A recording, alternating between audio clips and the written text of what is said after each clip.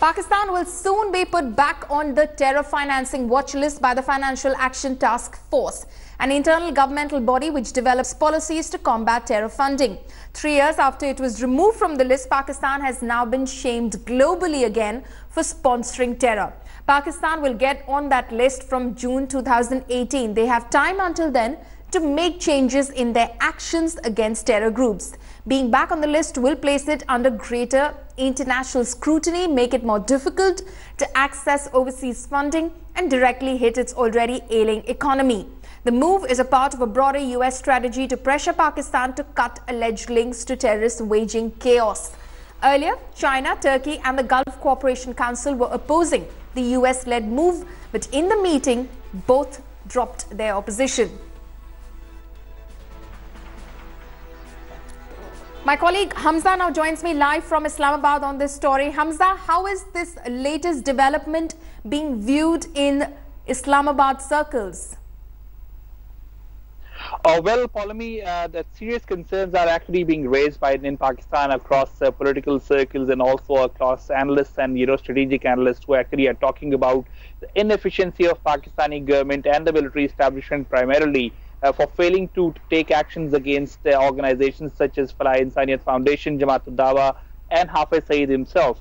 And that is why they say that, no matter it's a 3 months waiver for Pakistan, questions should be raised and asked on why Pakistan has failed to meet up to the expectation of FATF, not only for the sake of, getting global criticism, but also for the sake that Pakistan needs to act against terror. And if it is not doing so, then a 3 months waiver does not do much of comfort or bring comfort for Pakistan. Right. Also, Hamza, the fact that China, an all-weather ally of Pakistan, did not oppose this move of Pakistan being put on the grey list by the FTF, how is that being viewed? Well, see, in Pakistan, this is being said that, when you cannot actually have friends coming after your rescue every time on your failures, and that is certainly being considered as a failure of Pakistan, that, it could not actually satisfy the FATF planetary, team on Pakistan's efforts, though Pakistan has been claiming that Pakistan has done more than enough and now the world needs to do more, but unfortunately enough. Now, from Pakistan itself, after the FATF 3 months waiver and a 3 months breather for Pakistan, concerns are being very, very clearly voiced out that Pakistan needs to do more, and that is that there is no other way forward, because if that does not happen, then obviously there are sanctions in the line, there are financial repercussions that Pakistan will have to face, taxation will increase, banking charges will increase, and that is going to affect the people. So the people in Pakistan are actually raising serious concerns over the capability not only of the ruling government itself, but primarily of the military establishment. Right. Hamza, just stay on with us. We have our Foreign Affairs editor Geeta Mohan joining us on the phone line as well. Geeta, how could this decision by the FATF to put Pakistan on the grey list hurt Pakistan economically?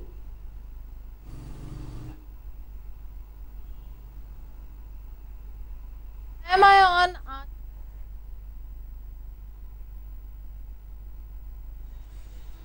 Okay, we seem to have some audio trouble with Geeta. We'll try and rectify that at the soonest, but Hamza still with us live from Islamabad.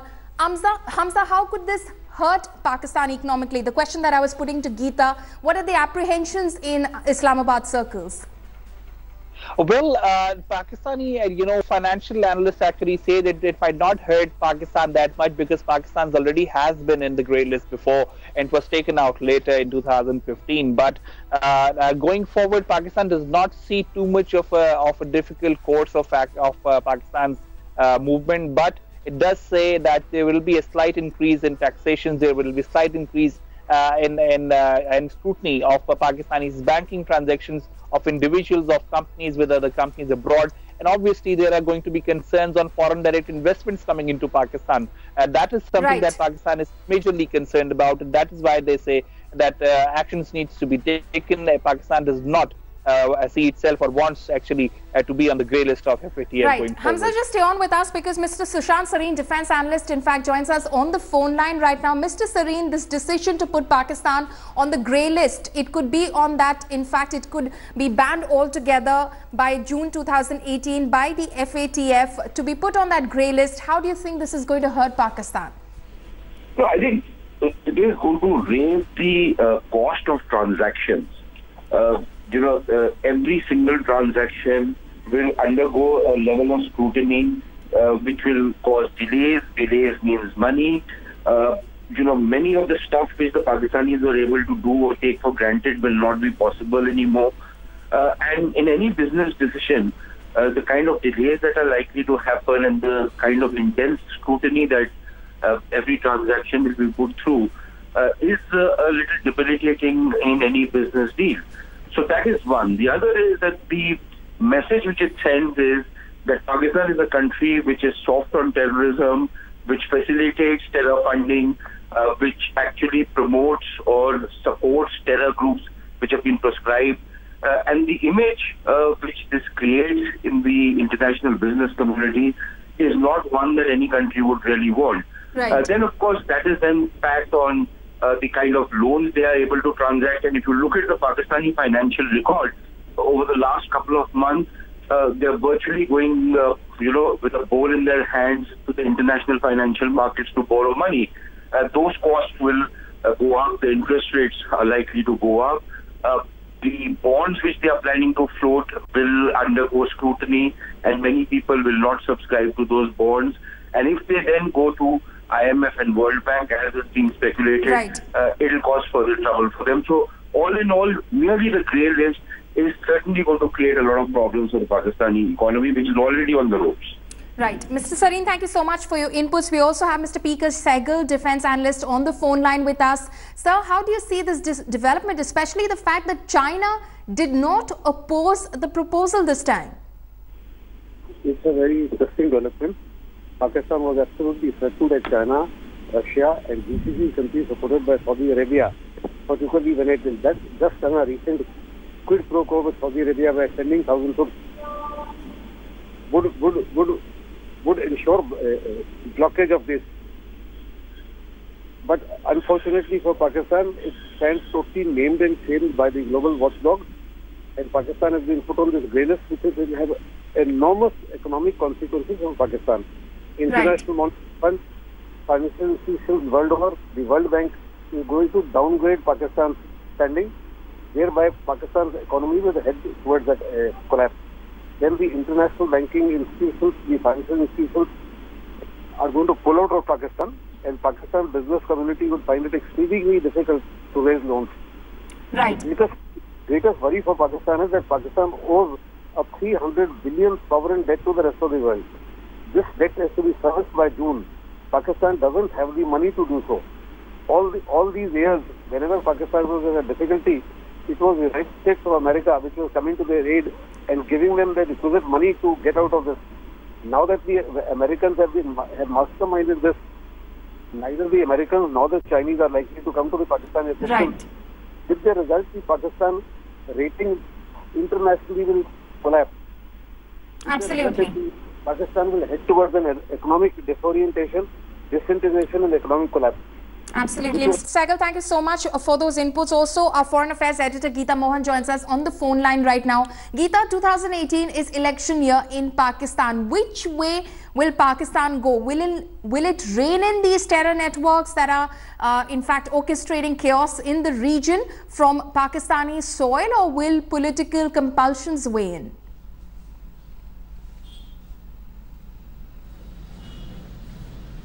Well, it looks like, Paulami, that 2018 being election year, like you very rightly pointed out, it is going to be very difficult for Pakistan to rein in these terror networks, given that the kind of influence they wield within Pakistan, within the Pakistani establishment, and for any political party to really have space, political space in Pakistan, these elements certainly do matter. But having said that, let's put things in perspective, Paulami. Pakistan was on the grey list of the FATF, the global watchdog on terror financing, in the year between the year 2012 and 2015. They were put off the grey list. So all the hard negotiations that we have done with China, and for the first time we see China not really objecting to India's US, UK, Germany's move, and seeming like it's pro-India rather than pro-Pakistan, is only because China itself is vying for a top position at the FATF.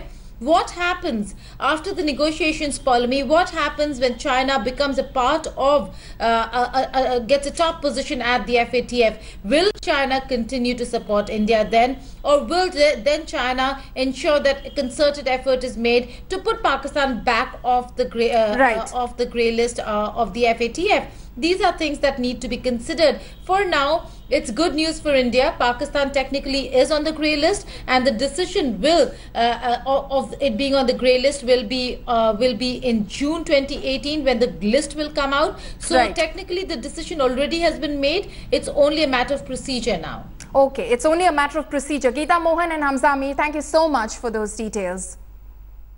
Thanks for watching the video. For more such news and updates, please like, share and subscribe to India Today. Also check out our other great videos from our channel. We know you would love to.